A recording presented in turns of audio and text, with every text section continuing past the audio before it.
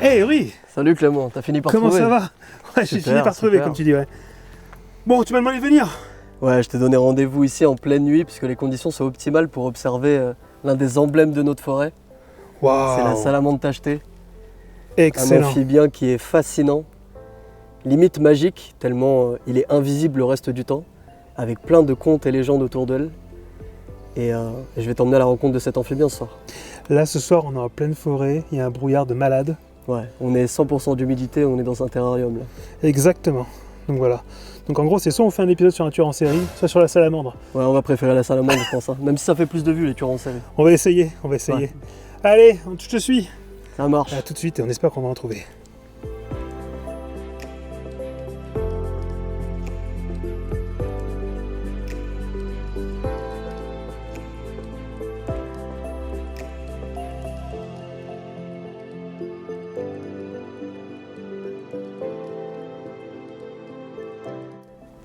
Et la salamandre tachetée, c'est un amphibien qu'on retrouve partout en France, à quelques exceptions près.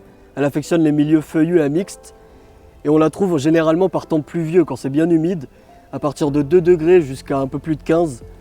Tant que c'est humide et qu'il fait nuit, vu que c'est un animal nocturne, on peut la croiser sur les sentiers de forêt.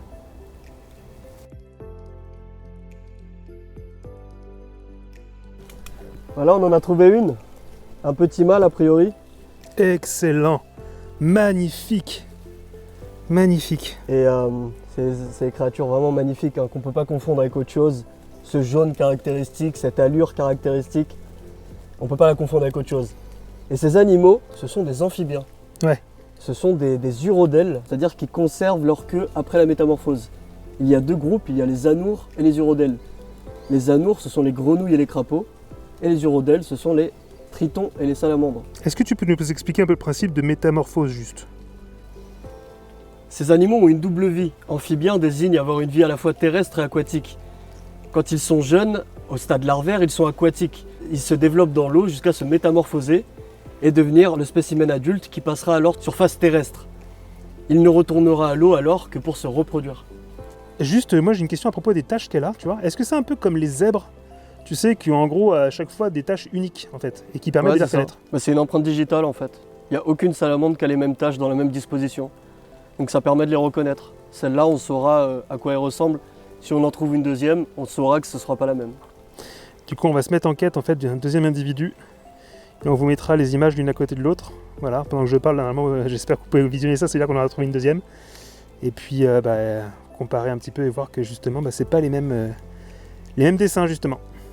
Allez, on se met en route.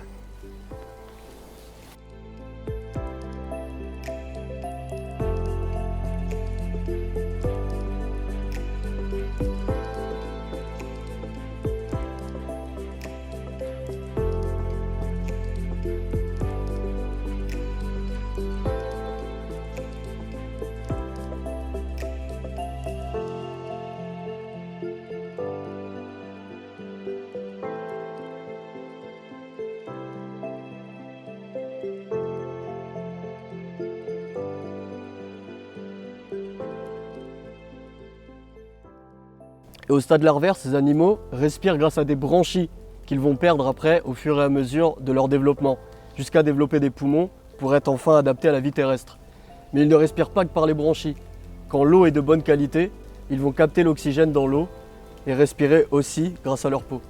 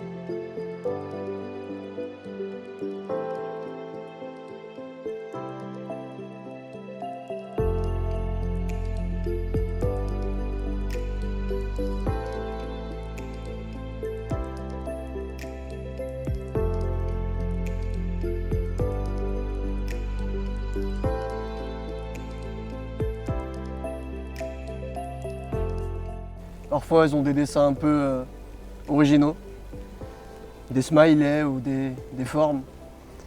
Mais surtout, cette salamandre, dans certaines forêts, dans certains coins et par chance aussi, on peut en croiser avec une teinte orange à rouge carrément. Et c'est génétique. En général, toutes les salamandres de ce coin-là vont être plutôt colorées, plutôt orangées ou plutôt rouges. Donc là, elle est en train de se camoufler derrière ta chaussure, fais bien gaffe. Ouais. Le plus important, c'est qu'elle ne se glisse pas en dessous. Voilà. Donc là, elle est derrière la branche, hein, que vous voyez là. En train de... Elle se demande ce qui lui arrive, la pauvre. Elle est restée coopérative avec nous, elle observait, elle était en sentinelle. Tout à fait. Il Voilà. est très facile de voir ces animaux de nuit en forêt par temps optimal. C'est des animaux qui aiment bien les routes dégagées pour trouver leur nourriture, mais également pour trouver des partenaires pour s'accoupler. Les mâles sont souvent positionnés sur leurs pattes avant, bien dressés, comme s'ils faisaient des pompes, pour bien observer l'horizon. Et dès qu'ils vont voir une femelle, ils vont s'empresser d'aller vers elle, à la vitesse d'un lézard à la limite, ce qu'on n'a pas l'habitude avec les salamandres, et tenter de s'accoupler. Mais on les retrouve vraiment sur ces chemins à découvert, elles sont très facilement observables, juste parce que la nourriture est plus facilement visible sur ces parties dégarnies. C'est fascinant, quoi. C'est des animaux incroyables, hein, on dirait des créatures magiques qui sortent de la forêt et disparaissent dans les feuilles mortes tout à coup, quoi. Et donc là, elle va se replanquer.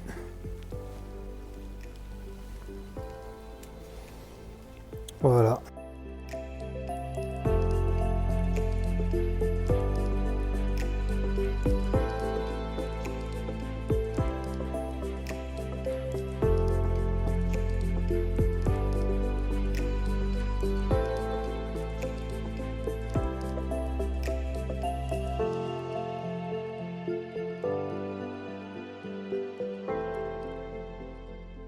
Et c'est connu, la salamandre, c'est un animal lent et nonchalant, comme vous pouvez le constater. Sa méthode de défense, c'est autre chose que la fuite. Elle repose sur sa couleur. On appelle ça l'aposématisme visuel. C'est un mécanisme qui consiste à arborer des couleurs très vives pour avertir un potentiel prédateur d'un danger, qui est donc sa toxicité. Et c'est un mécanisme qu'on retrouve chez beaucoup d'animaux, comme les dendrobates ou le serpent faux-corail. Sa peau est recouverte d'une fine couche de mucus empoisonnée à une neurotoxine qui agit quand elle rentre en contact avec les muqueuses, les alcaloïdes. Ces sécrétions elles sont produites par des glandes qui sont situées derrière la tête, les glandes parotoïdes, et des glandes qui sont situées tout le long de son dos, 2 rangées de glandes qu'on voit très bien, qui parcourent tout le long de son dos. En cas de contact avec les yeux ou la bouche, ça peut provoquer de légères brûlures, des problèmes respiratoires, des nausées, voire des vomissements. Donc il est important de se laver les mains quand on touche une salamandre. De toute façon, il ne faut pas les toucher. Mais quand on entre en contact avec une salamandre, il faut se laver les mains et ne pas se toucher la bouche ou les yeux. Chez les autres animaux, par contre, comme les chiens ou les chats ou les prédateurs naturels, ça peut provoquer la mort carrément, si elle est ingérée ou même léchée. Donc c'est important de garder les animaux bien à l'écart de ces créatures. Mais malgré toutes ces armes, la salamandre possède quand même des prédateurs. Le hérisson, le renard et les mustélidés, qui ont trouvé la parade en fait pour éviter cette toxicité de sa peau. Leur moyen, c'est de la dépecer et de l'ingérer ensuite. Ah ouais, carrément. Donc tu veux dire qu'en fait, il leur enlève carrément la peau, vu que c'est là où il y a les toxines. Méthodiquement, c'est très bien fait. Ils la dénudent complètement Ouais, et ensuite ils peuvent la consommer. ouais. Incroyable. Et avec encore des dessins très différents des précédentes, hein. Toujours. On peut observer la salamandre toute l'année, sauf l'été où elle va se protéger de la chaleur et de la sécheresse, et l'hiver où elle va se protéger aussi du froid. Quand les températures descendent en dessous de 2 degrés et que l'humidité se transforme en gel, elle va alors se réfugier dans les terriers de rongeurs, sous le bois mort et même entre l'écorce et le bois mort. Et c'est de là dont vont provenir plein de légendes à son sujet.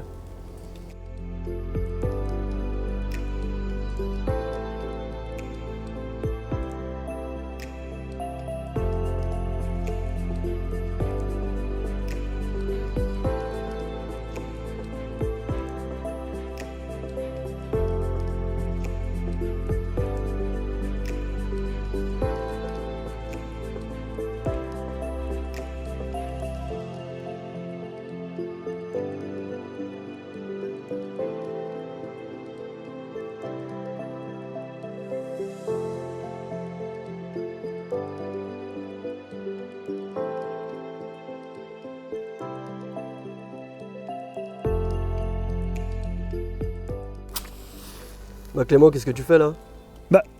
J'allume un peu de feu. Déjà, il fait super frais ce soir. Et c'est connu, oui, les salamandres, elles adorent le feu. Il y en a même qui disent qu'elles naissent à l'intérieur. Ouais, mais ça, c'est des légendes. Tu vas nous expliquer ça de suite. Ouais, ok, ça marche. Allez, on y va. Effectivement, entre la salamandre et le feu, le lien ne date pas d'hier. Toutefois, la relation entre l'élément et le petit batracien a évolué selon les époques. Tantôt, ces dernières naissent dans le feu, tantôt elles l'éteignent, parfois elles le crachent, parfois elles y vivent. On trouve trace de leur assimilation dès l'Antiquité, et notamment du côté de la Grèce et d'Aristote. Selon les dires de ce dernier, la salamandre est si froide qu'elle éteint le feu lorsqu'elle le touche. En France, c'est plus à partir du Moyen-Âge que l'on commence à trouver trace d'une association entre le feu et la salamandre dans la culture populaire. Celles-ci sont assimilées à des dragons, notamment à mesure que se développe en Europe occidentale l'influence de l'alchimie et de ses adeptes. Beaucoup d'aspects légendaires de la salamandre sont, en effet, relayés par ceux qui cherchent à accomplir ce qu'on appelle le grand œuvre. Selon l'un d'entre eux, Paracelse, un alchimiste suisse, les salamandres vivraient même au cœur des volcans, et beaucoup les plongent alors vivantes dans leur creuset car elles symbolisent l'élément feu et seraient indispensables à la transmutation de certains métaux ou liquides en or. Il demeure assez compliqué de savoir vraiment d'où vient cette association entre salamandre et feu. Certains arguent que ces petites bêtes surgissaient des bûches de bois mort que l'on mettait dans la cheminée, en hiver, pour se chauffer. En effet, c'est un lieu où elles seraient susceptibles de se cacher pour passer les météos trop froides. Toujours est-il que la fascination pour l'animal s'est poursuivie sous le règne de François Ier, qui l'a pris pour emblème avec sa fameuse devise en pseudo-latin « Nutrisco et extingo », qui signifie « je nourris et j'éteins ». De nos jours, la salamandre est même l'emblème de plusieurs villes de France, comme Le Havre, Gênes ou encore Sarlat-la-Canéda, qui l'ont sur leurs blasons respectifs.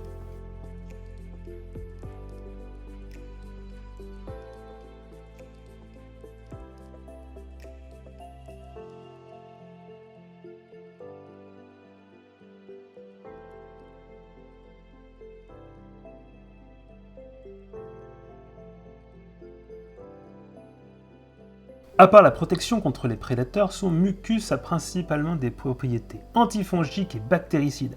C'est en gros une véritable barrière contre les infections et champignons qui peuvent l'affecter. De plus, les salamandres sont capables d'effectuer un processus de régénérescence. Lorsqu'elle va subir une amputation, par exemple, un amas de cellules va se former à l'endroit du membre manquant. Les cellules sont toutes différenciées selon leur fonction. Un processus va alors se mettre en place pour faire une sorte de retour dans le passé. Elles reviennent alors à l'état embryonnaire, gardent en mémoire ce qu'elles étaient et en se multipliant, elles reforment le membre manquant. Ça peut prendre presque une année pour reconstituer un membre, mais avouez que c'est quand même quelque chose de phénoménal. Les chercheurs pensent que c'est une capacité possible chez tous les vertébrés, mais qu'elle est inactive chez la quasi-totalité d'entre eux. J'espère un jour, pourquoi pas, trouver le moyen de l'activer chez l'homme.